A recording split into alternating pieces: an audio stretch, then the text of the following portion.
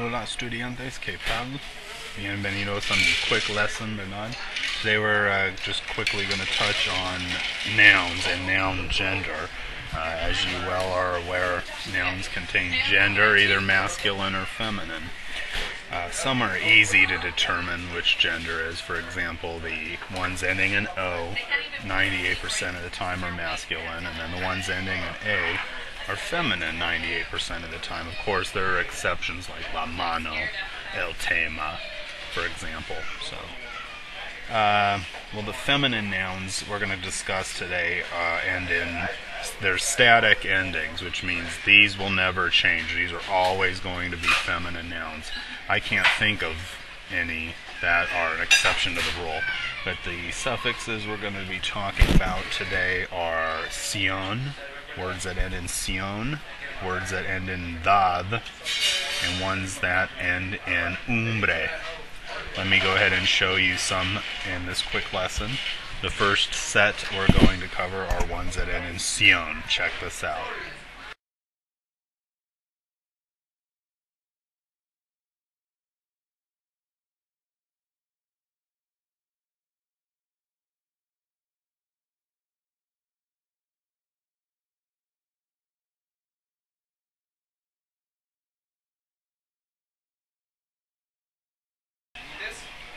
Now let's look at these examples using the suffix dad. Notice it's a little bit of a pronunciation with a th sound. So it's ending in dad. These words are always feminine. Check this out.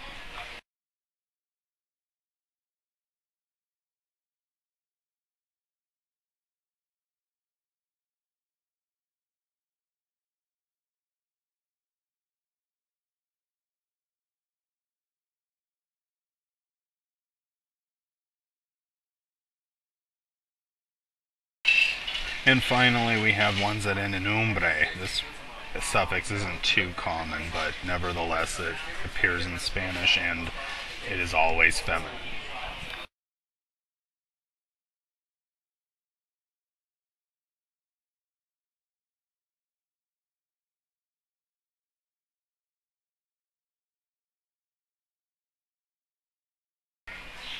So I hope you enjoyed our quick lesson on feminine nouns with static endings. Remember that nouns ending in ción, like la población, are feminine. Words that end in umbre, like la cumbre, the peak of a mountain, la cumbre de la montaña, are feminine. And then don't forget the ones that end in dad, la libertad. Interesting thing about libertad and facultad. Some of those words actually, instead of having a D, the first D in dad, they actually have a T. So facultad, for example, is going to be spelled out F-A-C-U-L-T-A-D. Same thing with libertad.